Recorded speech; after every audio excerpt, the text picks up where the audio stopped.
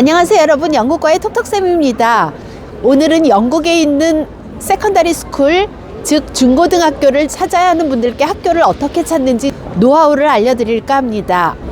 영국에 유학을 보내려고 하는데 영국에 있는 그 많은 학교 중에 도대체 어떤 학교를 찾아야 하는지 막막할 겁니다. 다행히 몇 개 후보 학교를 찾았어도 어떤 기준으로 비교를 해야 할지 모르는 경우도 많을 거고요. 그래서 학교를 결정할 때 참고해야 할 몇 가지 중요한 포인트를 알려드리려고 합니다. 먼저 가장 중요한 것은 학교의 위치일 겁니다.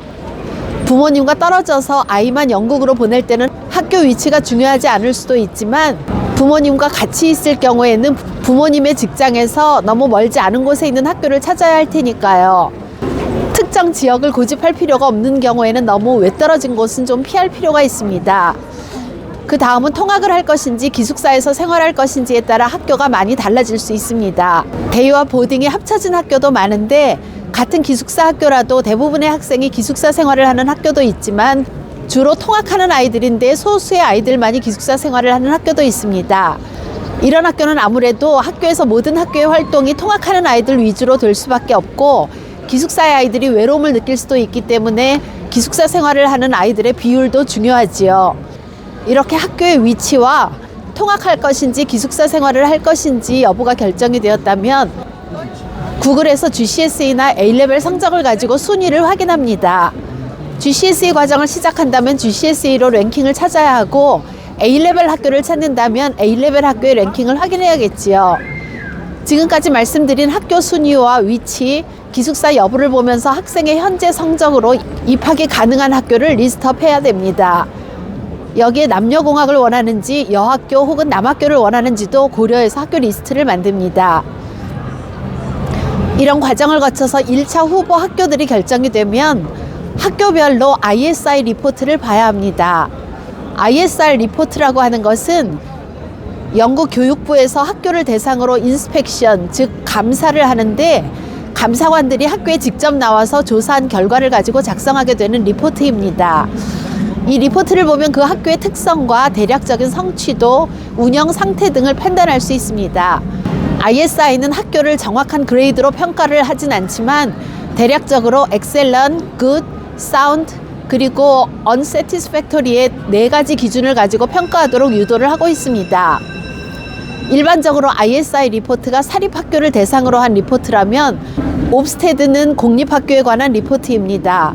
하지만 사립학교 중에서도 옵스테드 리포트로 평가하는 학교가 있으니까 ISI가 없다면 옵스테드 리포트를 통해 정보를 찾으시면 됩니다. 옵스테드는 4가지 레벨로 학교를 평가하게 되는데, 제일 좋은 평가를 받은 학교는 아웃스탠딩, 그 다음으로 good, requires improvement, inadequate 순서로 평가가 되는데, good 이상의 평가를 가지고 있는 학교를 선택해야겠지요. 아웃스탠딩과 굿이 아닌 학교는 탈락시킵니다. 그 다음으로는 A레벨이나 GCSE 성적을 확인해야 하는데, 해당 학교의 홈페이지에 들어가면 대부분 아카데믹이나 커리큘럼이라는 메뉴 안에 이그잼 리절트라는 메뉴가 있습니다. 물론 이미 GCSE 성적이나 A레벨 성적을 가지고 순위를 확인했지만, 학교마다 시험 결과를 확인하는 이유는 또 있습니다. GCSE는 과목별 차이가 크지 않지만, A레벨은 학교별 시험 결과를 보면 어떤 과목을 몇 명이 했는지에 관한 정보를 알 수 있습니다. 대학에서 경제학을 전공하려고 하는 학생이 있다고 가정해 볼게요. 똑같은 순위의 학교라고 하더라도 어떤 학교는 경제학을 공부한 아이들이 한두 명밖에 안 되고, 어떤 학교는 경제학을 공부한 아이들이 20명 정도 된다면, 많은 아이들이 공부하는 과목을 학교에서 더 지원을 하게 되어 있습니다. 상위권의 학교들은 일반적으로 모든 과목이 우수하지만, 중간 정도 레벨의 학교는 특히 A레벨의 과목에서 과목별 학생 수를 보면 이 학교가 수학, 과학이 강한 학교인지 경제, 사회가 강한 학교인지 파악하는 데 도움이 됩니다. 하지만 같은 룰을 모든 학교에 적용할 수 없는 경우도 있는데, 미술과 같은 경우에 학생 수가 적으면 선생님이 한 학생에게 더 집중하고 세세하게 지도해 줄 수 있다는 장점이 있을 수도 있고, 자기 주도 학습이 잘 되어 있는 아이들은 일반 과목이라 하더라도 학생 수가 적은 것이 더 유리할 때도 있으니, 아이의 성향과 학교에서 주로 집중하는 과목을 같이 잘 파악할 필요가 있습니다.